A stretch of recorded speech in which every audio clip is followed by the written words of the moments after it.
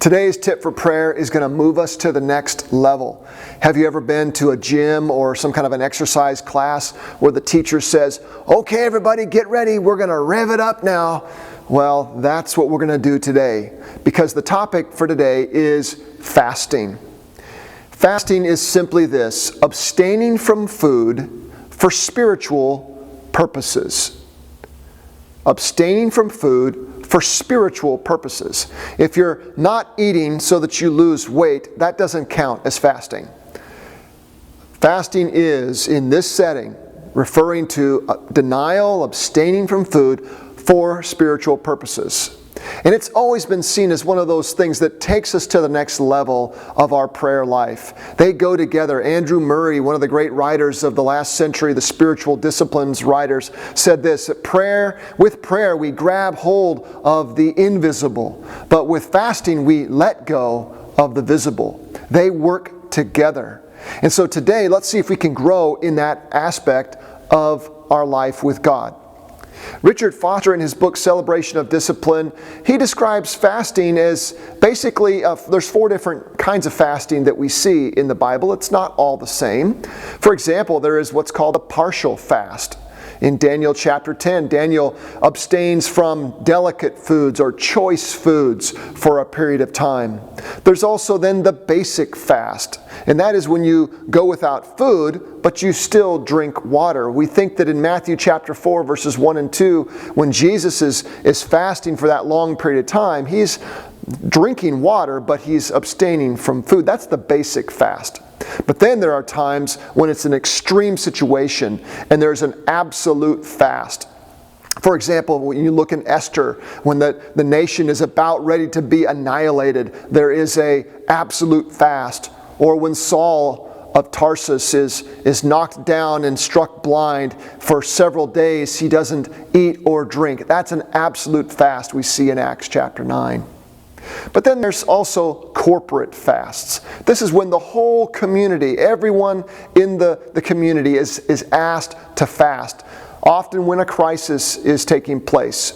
But also on regular occasions. We see in Leviticus that on the Day of Atonement, the people were supposed to deny themselves food. And so there was a fast that the community would partake in. Fasting has several purposes. Number 1, everything that we do in a spiritual discipline should be to glorify God. When you deny yourself food for the sake of drawing closer to God, it should be for God's glory. It's a way of saying to God, "God, I want you more than I want a payday bar right now, or more than I will eat my lunch today. I want to be closer to you. That's more important to me right now than taking care of the basic physical needs that I have." And so it's about glorifying God. Number 2, fasting has the purpose of educating our souls. It's a great teacher. When you fast, you learn and you realize how much time I put into figuring out what I'm going to eat, and then preparing what I'm going to eat, and shopping for what I'm going to eat, and then actually eating. You realize how much time goes into that, and if you're thoughtful and if you're prayerful about it, you're thinking to yourself, how much time do I put into my walk with God? Do I plan at all? Do I prepare? Do I long for that time with God like I look forward to a good meal? So fasting is an educator. It also teaches us self-control. One of the most important virtues and characteristics of a godly person is being able to not just do what you want to do all the time. When you say no to food, which is a need, we are created we need food to live. That's a need. And when you're able to regularly say no to that, it enables you and strengthens you to be able to say no to the wants that you have that may not be good for you, but you want them. And if you've trained yourself how to say no to even your needs, you're going to be able to say no to your wants when that time comes. Also, in terms of education, fasting reveals our weaknesses. We all have places in our life that we might not be aware of that we have weaknesses. Maybe it's an anger issue or a bitterness, or maybe it's that you have negative thoughts toward people, or whatever it might be. In fasting, because your body's kind of grumbly a little bit with this, sometimes it reveals some of your inner weaknesses that you can work on. So fasting has the purpose of educating us.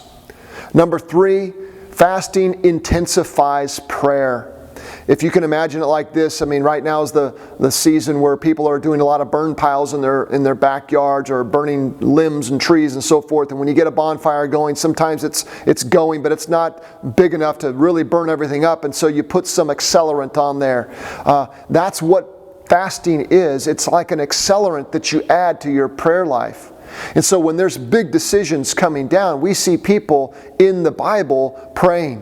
When Jesus is getting ready to start His ministry, He goes on that 40-day fast, and He's appointing the disciples. We see in the early church, when they're going to be sending missionaries in the first missionary journeys in Acts chapter 13, it's done with prayer and fasting. We see in chapter 14 of Acts, when Paul and Barnabas appoint elders in the first cities there, they will do it with prayer and fasting. And so for us, when we have those big decisions, that job change, that move, that decision how you're going to educate your kids, all kinds of big decisions that are before us, fasting is a way to intensify our prayer. With prayer, we're knocking on God's door, but with fasting, we're banging on the door and seeking God's answer to our prayers. And so it's a form of intensifying our prayer. Well, finally, just before we close up here, how do we get going with prayer or with fasting? Well, like with anything in our spiritual life, it's good to make a plan. Sit down, read a little bit about fasting. Don't just jump right into it. If you have a bad experience with it, you might not do it for years because you didn't make a plan. Also, it's really a good idea to get a partner to go with you on this journey of fasting. And then finally, make sure you start off slow. Start off by skipping a meal, or maybe like Daniel, skip a good meal and just eat a basic meal the first time you're learning how to fast, and then maybe skip one meal, and then next thing you know you're skipping 2 meals, and next thing you know you're able to go 2 or 3 days fasting. So make sure that you progress. Don't just jump right into a 40-day fast or a 2-day fast or even a 1-day fast. Give yourself time to grow and develop. And may God richly bless you as you draw near to Him through the discipline of fasting.